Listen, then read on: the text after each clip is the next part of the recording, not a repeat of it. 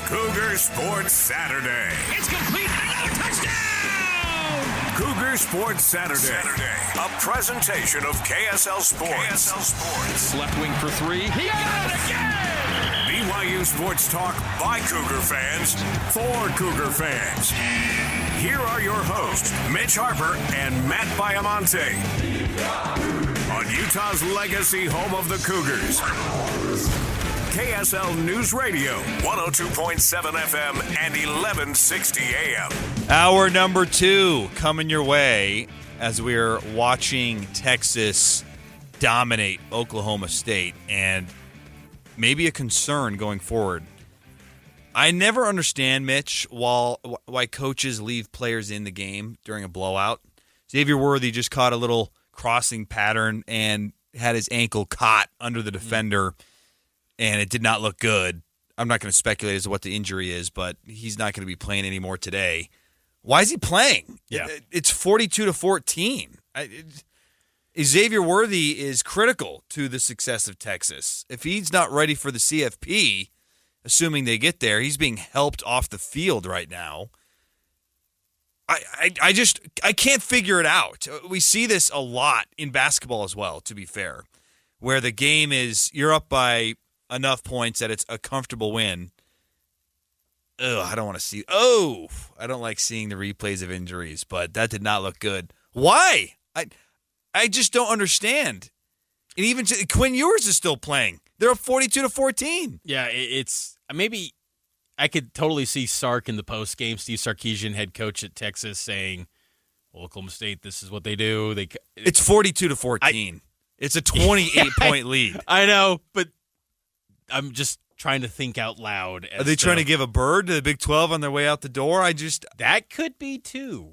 I mean, that's a great point because let's call it what it is. I mean, Big 12 Commissioner Brett Yormark, who said today, 2024 schedule is coming out in early January, which I'm excited about that. He said that, earlier this year, the Texas Tech boosters, I'm going to be in Austin Thanksgiving weekend. You better get it done. Well, Commish, they did it. They lost 57-7. So maybe Texas is like, hey, Commish, we're sending you with a big fat L on the way out. I don't know if they get that petty. I mean, but that's petty. If you're wanting to be in because look, but that's what makes college football great, though, right? The pettiness is what makes the sport and I amazing. wish that BYU was more petty more often. There's been times where I was wishing that the pettiness would come to play.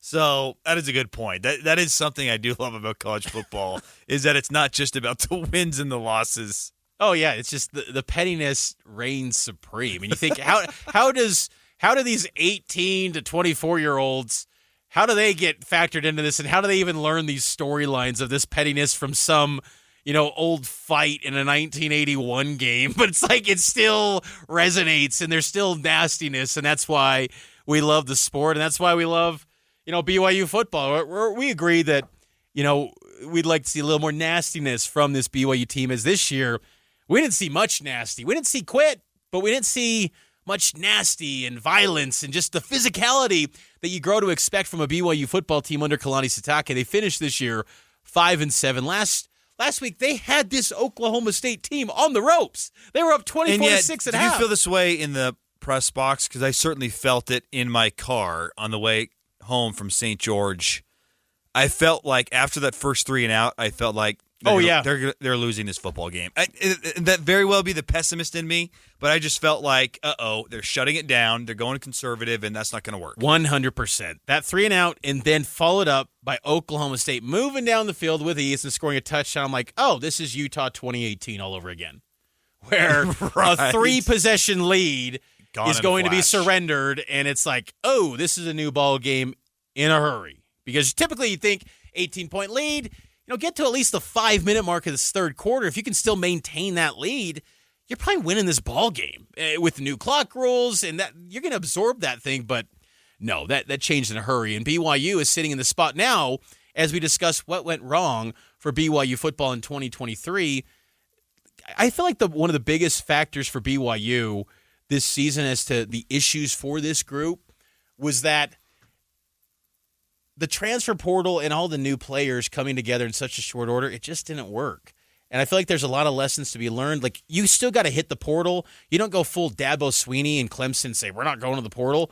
But you have to – you can't just have 30-something guys out of the portal and expect it's going to work. It's a lesson for me, too, Matt, because I honestly can't believe I'm hearing this from you, honestly. I feel like you got – the sweet spot might be 10 to 15. Yep.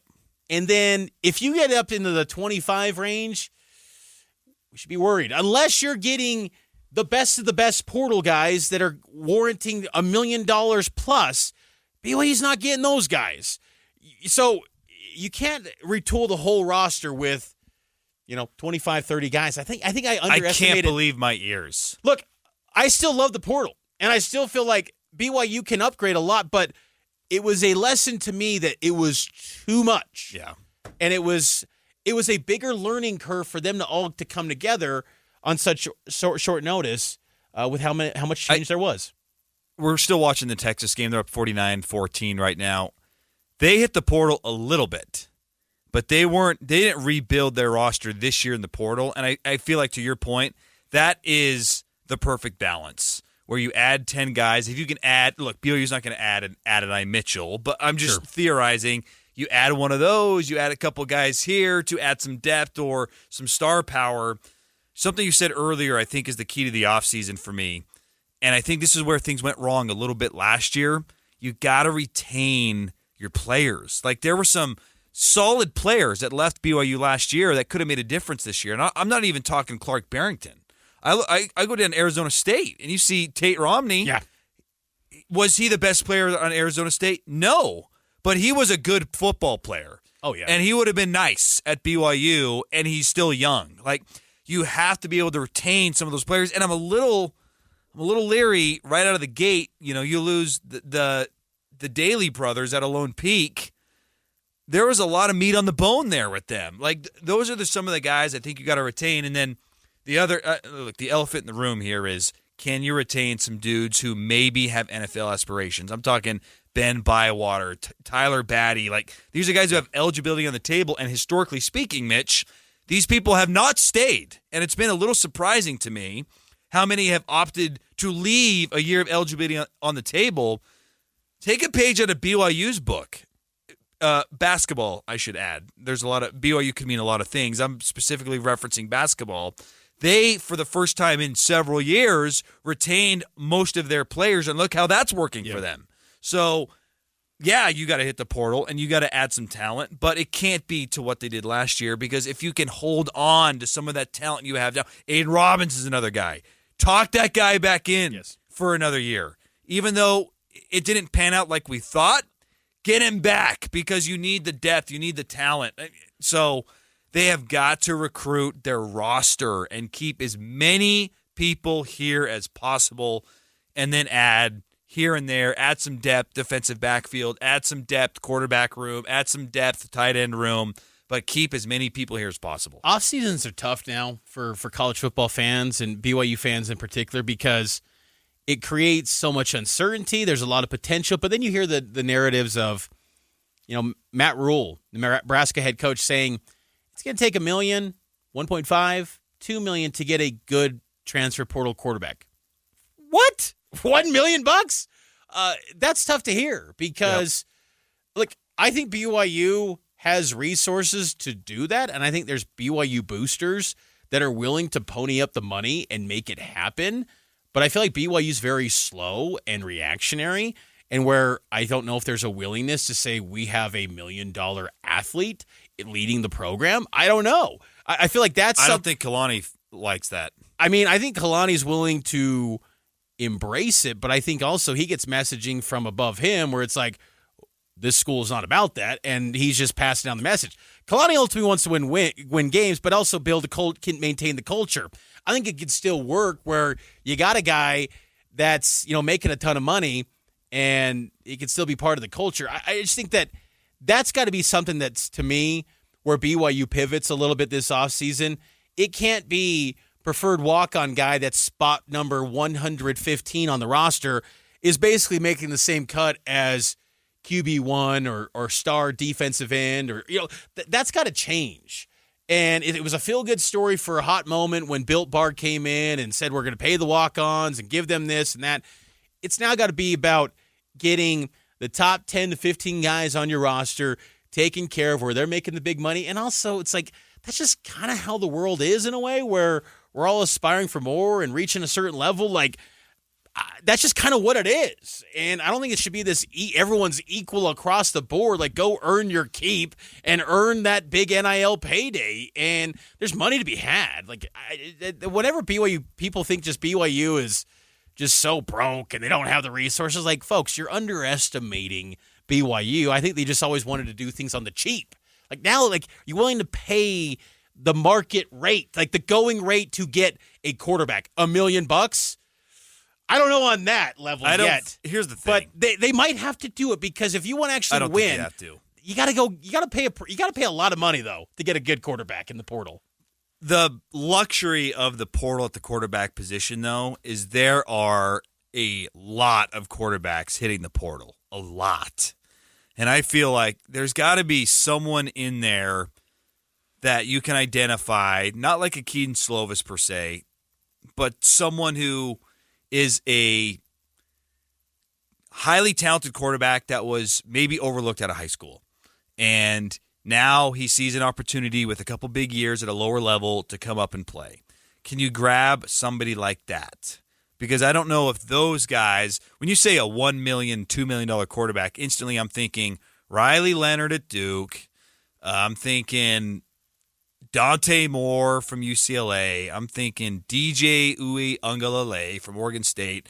You don't have to get those guys. I think there's some lower tier dudes. Like, one guy to me that I would love to bring in, and I wouldn't stop there, by the way. I think you bring in 2 portal quarterbacks if you can. Go get Drew Pine.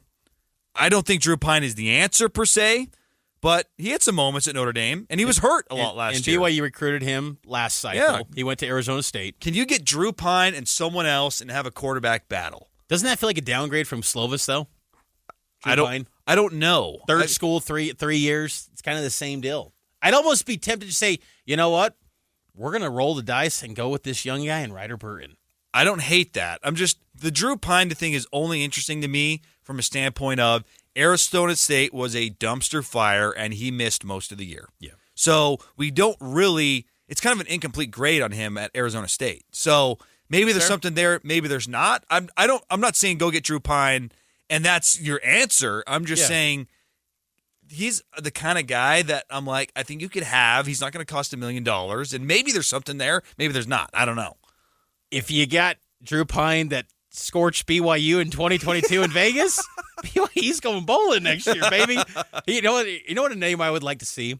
I don't think he'd be the $1 million threshold, but he'd warrant some money. Grayson McCall. Oh, yeah. Coastal Carolina. He'd fit the system. He ran a funky offense at Coastal when Jamie Chadwell was there, an option QB, but like Keaton Slovis seemed crazy idea to be at BYU when he's calling Provo the Truman Show and calling it a crazy bubble. Grayson McCall after that whole Mullets Mormons deal in 2020, that would be wild too. I'd like Grayson McCall though. I'd like that too. We got to take a break. Let's keep throwing names out there and talking additions to the program, because whether you like the portal or not, they need to get in there and get some depth and get some high end talent. So we'll keep this discussion rolling on the other side.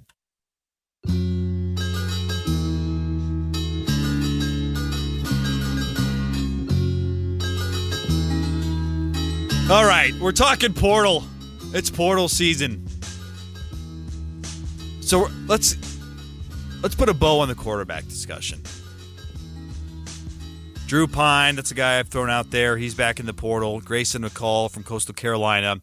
Who are some other names that are in there that I'm not necessarily as interested in? Who are guys that you'd like? Because there's a lot of guys in there that I'd like that's never going to happen.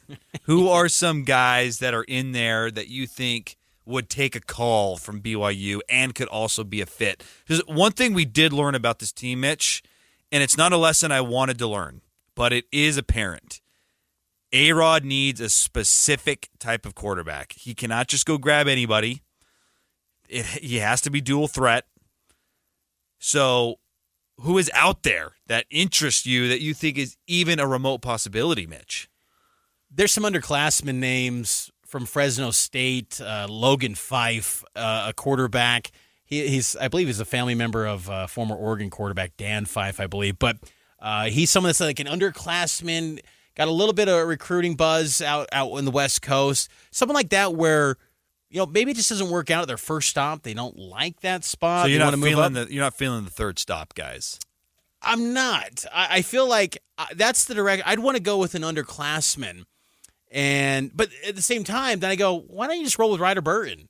Why don't you just roll with someone you got in-house that you've been developing for a couple years if you're going to go with that degree? It's a tough situation. The problem with that, though, is if he's not ready to go and you go 4-8, then people are losing their jobs. Exactly. So you're always kind of in a rock and a hard place with how they approach it. They probably do need to transfer quarterbacks. They did it last year when they added Slovis and then Retzlaff, and both started. So you got to probably go get two guys, one an underclassman, and then one maybe a grad transfer senior.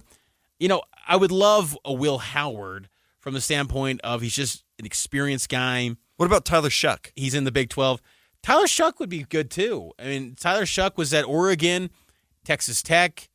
I don't know if it might be a situation where he just moves on to the NFL. We'll see if he even goes. The portal officially opens up on Monday. So players, there's a lot of players right now that are grad transfers. They can enter in immediately. But a lot of players that are kind of publicly announcing their intention to enter coming up on Monday just to kind of get ahead of the curve because, honestly, this first wave of names, they can kind of set the market and really get the most attention because I think everyone's just chomping at the bit to start piecing together these transfer portal classes. But, there's three guys from Kansas State that have entered that are planning on entering the portal. So there's a lot of options, and there's a lot of players that you look at. Tyler Van Dyke at Miami, he was kind of a guy that got benched with the Hurricanes. He probably stays on the East Coast somewhere. But I love the Fresno State guy because you look at the portal guys who hit this year. I'm going to forget some names. This is just off the top of head, but A.J. Vongpachon, Camden Garrett, Eddie Heckard, these are all dudes who are lower-level players who wanted a chance to compete on the biggest stage, and that worked. And I like those type of players. So Fresno State would fit the bill in that regard. Level up to the Big 12 and see what you can do. I wonder, too, if BYU kicks the tires on Gary Bohannon, who they faced at Baylor, at USF. He's now in the portal as a grad transfer. There was a report from Pete Thamel that BYU looked at him when he was leaving Baylor.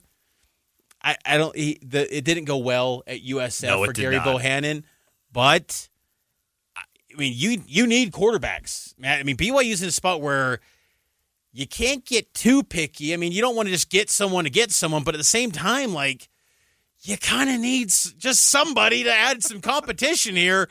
And if you don't have the millions of dollars to throw at personnel, your pool maybe isn't as deep as some other teams. So, I think anytime there's a tie or there's some familiarity there, and if BYU does get Jeff Grimes, potentially that's a name that's been tossed around maybe as an offensive line coach.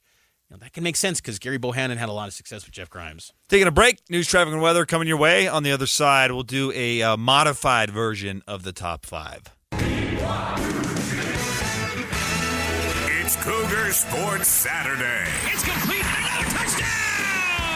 Cougar Sports Saturday. A presentation of KSL Sports. Left wing for three. He got it again! BYU Sports Talk by Cougar fans for Cougar fans. Here are your hosts, Mitch Harper and Matt Baiamonte. On Utah's legacy home of the Cougars. KSL News Radio, 102.7 FM and 1160 AM.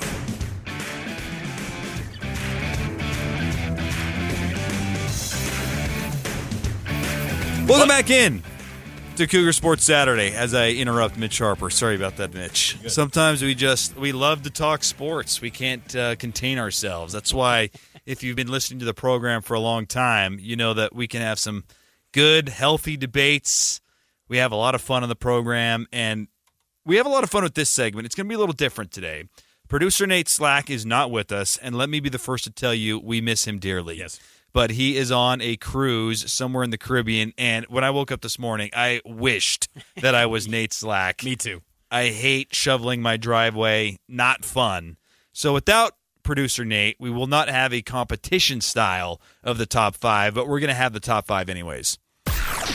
The Cougar Sports Saturday Top 5, sponsored by Economics Partners. Mitch and Matt clash in a weekly battle of BYU sports knowledge. Here's the top 5. That's right, the top 5 sponsored by Economic Partners. And this week here in the top 5, like Matt said, it's going to be a little bit different look. Not the competition games show style that we've grown accustomed to. Which I need it, because last time we did that, you blew my doors off. So I've been itching to get a chance at revenge. Well, Texas just got revenge on the league. They officially claimed the Big 12 championship, 49-21. Top 5 plays for BYU football in 2023. Look, we've talked about a lot of negative, a lot of hard-hitting stuff that has to be addressed, and that's the great thing about this platform is it gives us a chance to really address the issues. We're not hiding from the fact that BYU struggled this year, but at the same time, we will amplify and recognize the great moments. And there were great plays still from BYU football players and this team in 2023. So we're going to roll out the top 5 plays from the BYU football season in 2023. We'll start with number 5. And before we get to number 5, text us 57500 if you think there's a play that is missing. I think we have the right list of top 5 plays, but if we're egregiously missing one, let us know. 57500, the KSL text line. Number 5, Isaac Rex breaking the record for tight end touchdowns against Iowa State. That was a historical moment, and I'm glad it happened for Isaac Rex because he's had a really nice career at BYU. It never quite reached the heights that I wanted it to after that phenomenal debut year in 2020, which shouldn't even have happened if Matt Bushman doesn't tear his Achilles that year. But nevertheless, Rex burst onto the scene in 2020, and he's been a weapon in the red zone, and I loved that he was able to set that record because we had been waiting for weeks. Is it going to happen? Is it going to happen? And then it finally did, and that was a nice moment for him. How crazy is it when you bring up that 2020 season for Rex? His stat line in 2020, 37 catches, 429 yards, 12 touchdowns. Fast forward to 2023, 34 catches, 422 yards, but only 3 touchdowns. And that Iowa State one was the last one, the one that punched it in to give him the career record. Or excuse me, it was his second to last one. He had another one as well to get up to 24 career touchdowns. Do you feel like he wasn't used enough in the red zone this year? I think so, but BYU just wasn't there enough. They were a great red zone offense early in the season. Then it went sideways in the year. It's a mixed bag. I mean, because in the Oklahoma game, I'm saying run that football. Do not put the ball in the air. Right. And so, I get it. It was just kind of a sideways year for BYU where, you would like seeing more opportunities at least to go to Isaac Rex. And I'm very curious to see if, he runs it back one more year. That finish against Oklahoma State, that was a devastating finish. That was an emotional way to end it. And I wonder if part of him is like, I want to run it back. What was that like? Because you were down there, and for the fans that don't understand, especially more so on the road than at home, you're given access to be on the field at the end of the game to see them walking off the field. I've been there a few times with you. We were on the field at the end of the Arkansas game. That was a highly emotional, in a positive way, win for BYU. We were there for the Texas loss. You were there for the Oklahoma State loss as well. Just you've been on the field as players comes off quite a bit. What was that scene like compared to other losses? It was the most emotional scene I've ever witnessed in my 10 years covering BYU football as a media member. That was really emotional. I mean, Isaac Rex had tears running down. He had to be consoled by his brother and Preston Rex, and players were emotional, man. It was high emotions because, you just think about, the rapid turn of events, how it goes from you're going in to try to tie the game, double overtime, extend your season. Maybe go for the win. Yeah, great point. Go for 2. Yeah, because it was a 40-34 game. If you get the 2, you're winning the game, and you're going to a bowl game. Yep. And then to just have it abruptly taken away.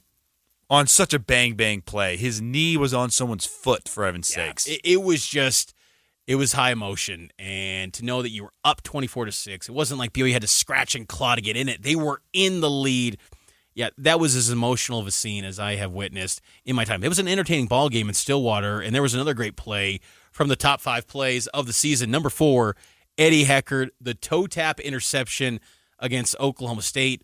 So much good things to say about Eddie Heckard. I thought he was outstanding for BYU this year, coming in for his one final season in college football. He picked BYU over UCLA and Cincinnati, and he made a huge impact for the Cougars this year. Great player for BYU. MVP of the defense, I think, Eddie Heckard. He was a rock star. He turned the ball over, had numerous interceptions. What do you have, 5 on the year, I think? So he was great in that regard. He had 2 in that Oklahoma State game. He had an INT TD return, and that's also another layer to the painfulness of the loss is that you have a pick 6, and that doesn't lead to a win. That's tough, but he was great. And that interception was just pure football IQ. Like, for you to know where you are on the field, to toe tap, that pick would have been good in the NFL. Like, that was a really impressive interception from Heckard. He's going to be missed next year. Like, I don't know if he gets drafted, but I think that he might bounce around the league at a minimum because he just has great ball hawking ability. BYU next year will have Jacob Robinson, probably Marcus McKenzie as the other starter. Maury Bomba is that third cornerback. They still got options, but not quite to the experience and the level of Eddie Heckard. I wouldn't bet against that guy finding a way to stick in the NFL. I don't know if he gets drafted or not, but I think he finds a way to make it onto an NFL team. And I got to say, too, I love that quote that he had in the postgame in Stillwater where, I asked him about Kalani, said, you guys have just never quit. Why is that? And he just says, BYU teams don't quit, period. We believe in God. So that naturally creates faith and belief. And it's like, wow, this is a guy that's only been at BYU once. And again, the BYU culture and BYU, the way they kind of operate, it has an impact on guys that maybe never in their wildest dreams envisioned playing at BYU. And Eddie Heckard, really an all-timer for BYU. I thought he was great this season for the Cougars. Play number 3, this was a fun play down in SEC country. It's a play that changed the game because it felt like for a moment there against Arkansas that the Hogs were going to run away with that thing. After that long punt return touchdown, you're feeling like, my goodness, this is not a good time. And then BYU responds, and they dial up a trick play. Parker Kingston touchdown pass to Deion Smith. That was a thing of beauty. What a weapon Parker Kingston, I think, is going to be down the road because of his quarterback abilities. He's someone you can use on fly sweeps and on reverses and trick plays with a throw element because he played quarterback. That was a great pass to Deion Smith, and that just completely changed the football game against Arkansas. Kingston showed an ability this year to be really good on those special plays, and he's got a background in being a quarterback at Roy High School. In his prep career, he had the distinction of replacing Jackson Dart at Roy High School when Jackson Dart left to be at Corner Canyon, and Jackson Dart, of course, now at Ole Miss. Yeah, Kingston was really good in those spots. Play number 2, Darius Lassiter. Now, I'm kind of feeling like this one maybe should be one. No. Maybe? I don't think there's a debate. Darius Lassiter versus Texas Tech, the one-handed catch against the Red Raiders. It's on T-shirts, for goodness sake. I mean, Darius Lassiter, that was one of the best catches I think I've ever seen by a BYU player. That was a great catch. It just didn't impact the game as much as our number 1 play. So I think that's why the number 1 play has to be what it is, and that's Chase Roberts' one-handed catch for a touchdown.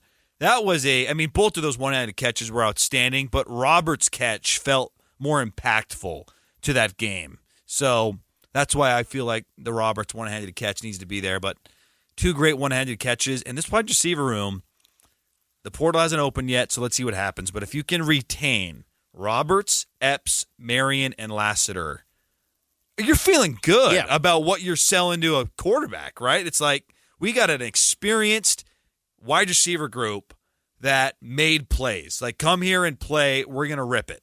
Roberts has to be priority number one. He still has 2 years of eligibility remaining. He was their best receiver, too. To me, he's got to be the top priority. And, because it was in the back of when he was getting recruited out of high school, it was very close between BYU and Utah. And you just don't want to run the risk, because if he goes into the portal, I guarantee he would get a nice chunk of change, money-wise. He's someone from a roster retention perspective. You allocate some NIL money and say, hey, this is your cut. Next 2 years, you're a BYU man. We're taking care of you. Stay here at BYU. And look, growing up in college football, it's weird to even say that. But it's kind of just a pain to think we're talking like that. Yep. But I also feel like these players, I get it, though. Like, maximize your ability to make money, because the NFL is not guaranteed at all. It is not. NFL, what's the number? Like 1% of college football players? Well, we saw Jaron Hall, the realities of the NFL with him.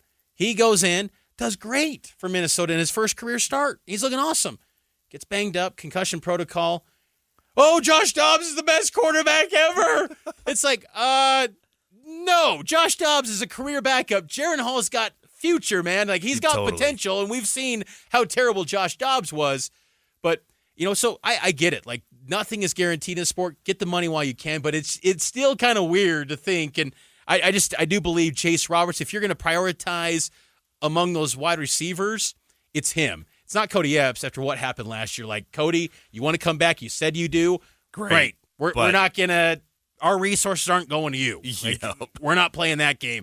Chase Roberts, though, we're playing that game. We got to get him to stay in the fold. Let's put this list together in the break, and let's come back on the other side. There's your top 5, sponsored by Economic Partners, the top 5 plays in the 2023 season. Your priority players from the roster. Let's just do our top 3 on the other side, who you have to retain on the other side. We'll do that next.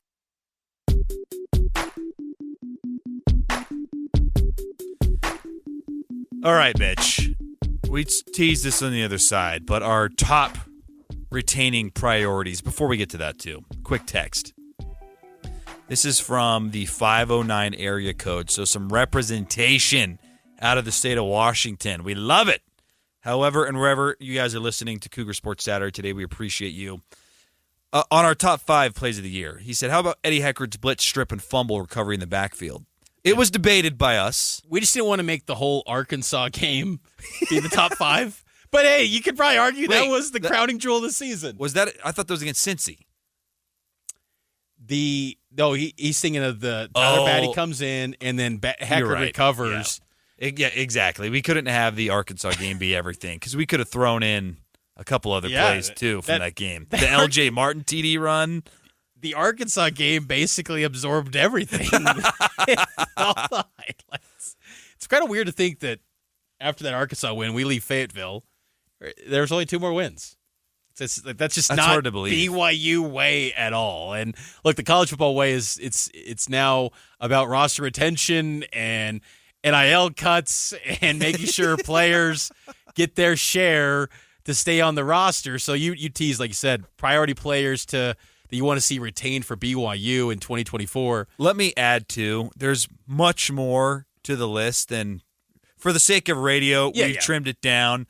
There's a lot more names that I would want retained than what I'm about to say. We could go 15 deep. Totally. But I think this is the 3 that I feel. I'll start. I'll go number 3 since I brought him up already, Chase Roberts. He's number 2 for me. I just feel like he is a perfect blend. I mean, honestly, when you're molding a ideal wide receiver, is it not a Chase Roberts type? Yeah. He's 6'3", 6'4". He's got top end speed to break away. He can make contested catches. And then from a BYU perspective, he served a mission. He's a member of the faith. He committed to you out of high school. He's a BYU guy. He was speaking at the Fireside on Big 12 week in June. Yes, exactly. So that's, He's an ambassador. And that's all nice, but at the end of the day, we're talking football, and he's a great football player too. So He's my number 3. Ben Bywater. Okay. I don't think it's a coincidence that this defense declined after he went missing. Because remember, through the first 4 games of the year, we were singing the praises of this defense. Yeah. Wow, they're making plays, and Bywater's flying around. He's the leader, and then he went down. And in a lot of ways, it felt like, 2021 when Keenan Peely went down. It was like, whoa, this defense is they're impressing, they're surprising, and then your middle linebacker goes down, and things start to unravel. So Ben Bywater, he's got eligibility. I'm not super high on his NFL prospects. I don't mean that in a disrespectful way. It's just he's not an athletic freak like some of the dudes at the middle linebacker position. But I think he's a really high-end middle linebacker in college. Come back, get some NIL money, finish out your BYU career. Maybe you finish healthy, and who knows what can happen in the league. But as of right now, you're not getting drafted right now. So bring it on back. If you can convince him to return, he was critical to that Jay Hill defense. If Ben Bywater is not back, another middle linebacker that I think BYU's got to make sure to maintain, and he's a young guy, Sialia Serra, freshman. He dealt with injuries this year. He had the MCL in fall camp. Then he had a foot injury late in the season that caused him to be sidelined. He's going to be a good one, though, Matt. Out of Timpview High School, he was a 4-star kid, had a lot of offers from Pac-12 schools, a little bit of Big Ten interest as well. Sialia Serra, he's going to be the future. Whether Ben Bywater's back or not, you're going to find a way to get Sialia Serra on the field. I could see him even evolving into being an edge rusher if you add some more weight to his frame. I know when I asked him about that this season, if that was any conversation like long-term career arc with him, and he said that, no, that's not the case. But I could really see Kalani going, we're going to put 30 pounds on you, have you at 275. Like, you're going to be an edge rusher. I could just see that happening for Sialia. He's versatile enough he could do it. My number 1, this might surprise you, but here's my case. Connor Pay, the center for BYU. BYU started to run the football better at the end of the year. I don't think it's a coincidence that when they swapped Paul Maile and Connor Pay from guard to center, that the run game started to make a difference. I think Connor Pay is a dang good center. I think he's got NFL potential. I don't think he's an early round pick by any means, but he's a dude who, if you got him some NIL money and you retain him, because you're losing Kingsley, I think it's not a surprise to – he hasn't said anything officially, but Let's read the tea leaves here. I think that when you have that high of a projection, there was a mock draft earlier in the week on The Athletic that had him in the first round. And he was a sophomore being honored on senior day. Yeah, like if you're a first-round guy, even if you don't – let's say he slips and goes to the second round. If you're a top 2-round guy, go do it. We do not need another Matt Reynolds situation where it looked like he was going to be a high NFL draft pick and then he returns, didn't have a great senior year, and didn't get drafted. So we don't want that happening. So Connor Pay, I think he's critical to this offensive line if you want to run it back. My number 1 guy is LJ Martin. I feel like if you're going to choose between, like, I want Aiden Robbins and LJ Martin both. They showed the 1-2 punch they could provide out in Stillwater last week. But if I had to pick one, I'm going with LJ because he's got 3 years left. And that's just critical in college football. And I love LJ Martin's potential. I think he can be like what we saw with so many Big 12 running backs, Taj Brooks, Ollie Gordon.